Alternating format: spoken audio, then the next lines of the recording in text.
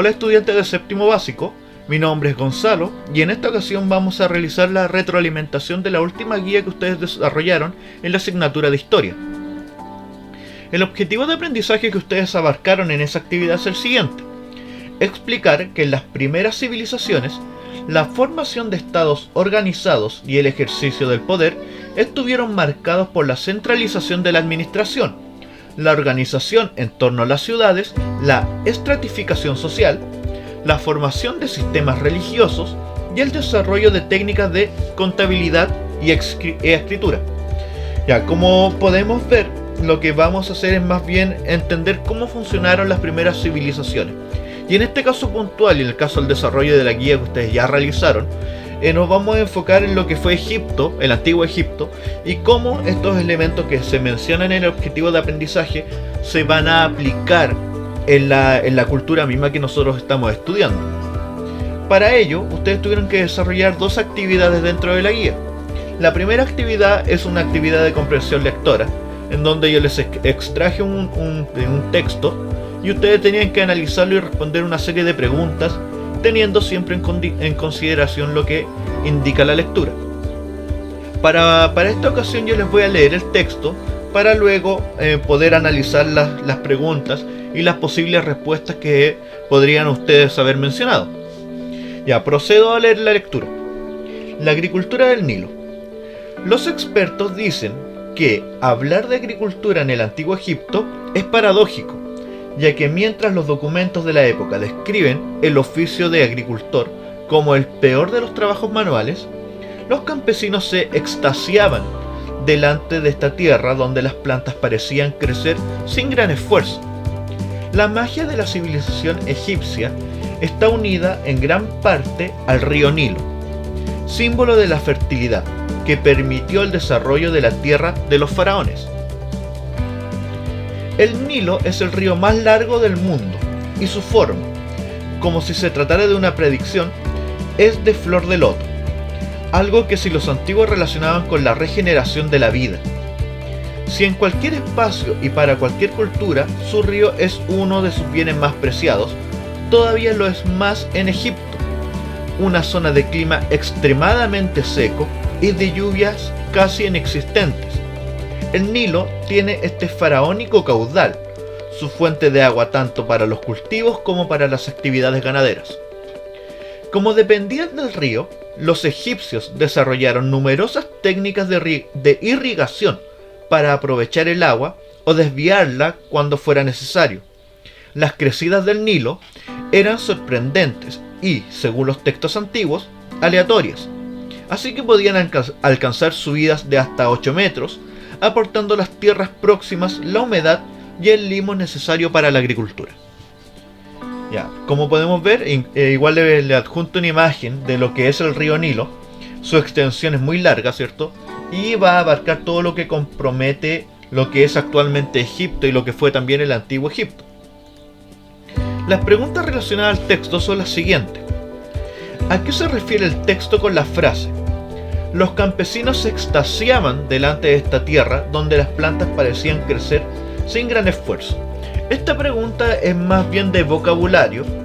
Extasiarse es como sorprenderse o deleitarse por algún evento.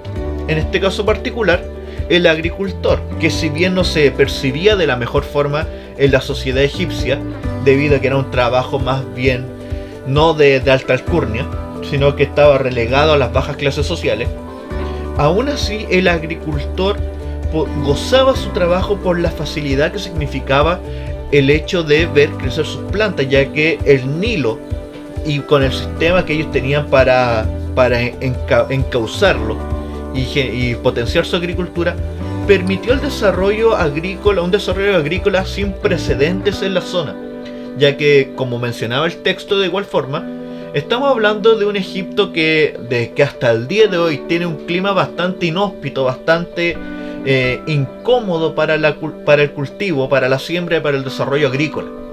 Pero aún así, la cultura egipcia, estamos hablando de más de 2000 años atrás, tiene las herramientas, tiene la capacidad intelectual para tomar esa ventaja en la cual era el río Nilo y utilizarlo para poder generar el desarrollo de la agricultura y con ello el desarrollo de toda una civilización, ya que toda la civilización va a girar en torno a lo que significó el río Nilo.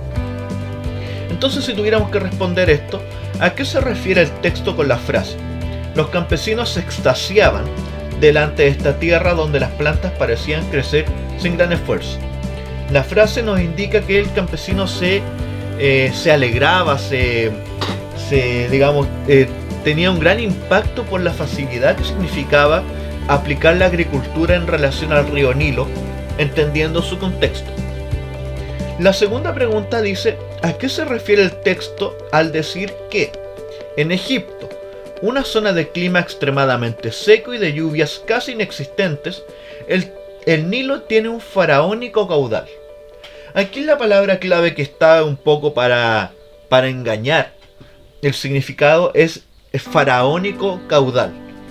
¿A qué se está refiriendo? Que el Nilo tiene un gran caudal, y un caudal que pasa mucha agua por ese río, y por ende tiene subidas de marea, ¿cierto? Que sube el nivel del río, que baja. Cuando sube va, entre comillas, fertilizando el suelo que van a utilizar de forma agrícola. El agua también arrastra ciertos minerales, los cuales potencian los suelos.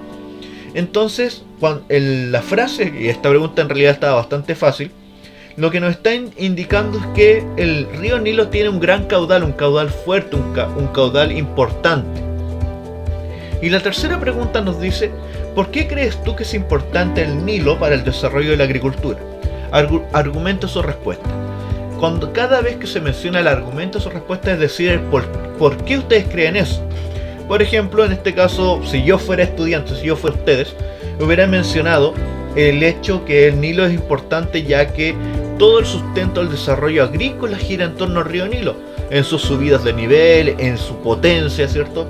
El desarrollo agrícola habría sido inexistente sin este río. Y esto ¿por qué lo puedo mencionar? Ya que todas las prácticas agrícolas giran en torno al comportamiento del río Nilo. Eso hubiera sido mi justificación. Ahí ustedes pueden haber mencionado otros elementos, pero cualquiera que se acerque a lo que yo mencioné probablemente esté correcto. En el segundo ítem es un análisis iconográfico. Esto es cuando yo les presento una imagen y ustedes tienen que más bien interpretarla, lo cual hasta cierto punto igual tiene su complejidad, pero en este caso particular les vamos a analizar cómo ustedes debieron realizar la actividad. La pregunta 4 dice, ¿qué técnicas agrícolas se utilizaban según la imagen? Acá tienen la imagen, ¿cierto? Y en la parte inferior de la imagen vemos a un personaje, ¿cierto? A una persona que lleva una especie de arado, digamos, tirado por un vacuno. Entonces ahí hay una técnica agrícola ahí que se está presentando, que es el tema de la labranza y del arado, de arar la tierra. O sea, podríamos inferir incluso, digamos, si queremos hilar más fino, que existe lo que se llama rotación de cultivo. Y ahí tenemos un elemento importante que se presenta en la imagen. La pregunta 5 nos dice, ¿en qué aspecto de la imagen se aprecia el excedente de producción generado en la actividad agrícola? ¿Cómo se relaciona esto con el comercio? Tanto en la parte inferior de la imagen como en la superior aparece una especie de faraón, ¿cierto?, que entre comillas está acaparando todo lo que se está cosechando. Si ustedes ven por acá está el faraón, ¿cierto? Y también está todo lo que están produciendo. Y en la parte superior se repite lo mismo. Entonces, ¿qué va a pasar? Que la cultura egipcia y las primeras civilizaciones en general van a administrar sus recursos, principalmente los recursos alimenticios, y primero van a guardar una parte, y el excedente, lo que entre comillas sobra, lo que produjeron de más allá de lo que ellos necesitaban, se va a empezar a comercializar entre distintas civilizaciones, entre distintos puertos. ¿Y esto qué trae consigo? Trae intercambio comercial y desarrollo comercial. Entonces, ¿qué aspecto de la imagen se aprecia el excedente? Lo podemos ver el faraón recibiendo todo este producto, y finalmente uno puede inferir que lo que sobra lo va a vender, lo va a distribuir de alguna forma, ya que en estricto rigor tiene su reserva y tiene el excedente que idealmente sería utilizado en forma de venta. Y la última pregunta dice, según la imagen, ¿cómo se organiza el trabajo en la sociedad egipcia? Aquí podemos, cualquiera de los tres cuadros de los tres cuadros de la imagen nos puede servir de análisis. En el cuadro superior vemos al faraón tranquilamente sentado mientras el resto de personas está trabajando. O sea, podríamos inferir que existe cierto grado de esclavitud, o la estratificación social nos indica que mientras el faraón va a manejar todos los recursos que se cosechen, sin embargo, quienes los van a producir y quienes los van a entregar a la figura más alta son las clases más bajas, quienes están trabajando. En la imagen del medio es más interesante porque hay unos personajes hasta con una especie como de látigo ahí, haciendo alusión a la esclavitud.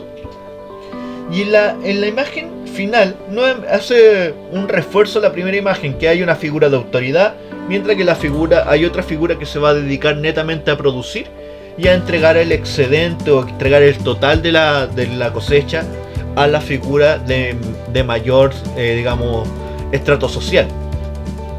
Entonces esto es lo que significó nuestro análisis iconográfico. Si ustedes ven, solamente con observar la imagen, observarla en detalle, se pueden hacer una serie de conjeturas, una serie de suposiciones que en la mayoría de los casos están correctas. Esto fue la guía que ustedes tuvieron que desarrollar. A la fecha yo he recibido bastante trabajo de séptimo básico, por lo cual los felicito.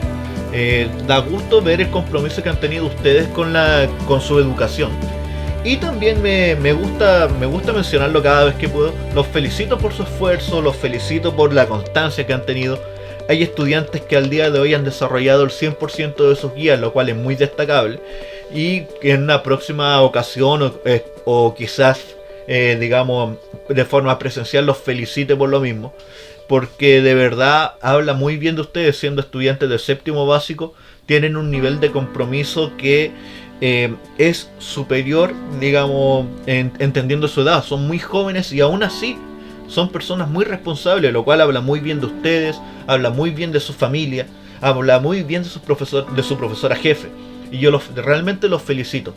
¿Qué más? Solamente les deseo lo mejor. Cuídense mucho, sigan actuando con responsabilidad, ya que aún no podemos relajarnos con las circunstancias. Hay que ser paciente, hay que, digamos, cuidarse mucho, ya que uno no se cuida tan solo uno, sino que cuida a toda su familia. Entonces cuídense mucho, que estén súper bien y espero vernos en una próxima ocasión. Nos vemos, chicos. Chao, chao.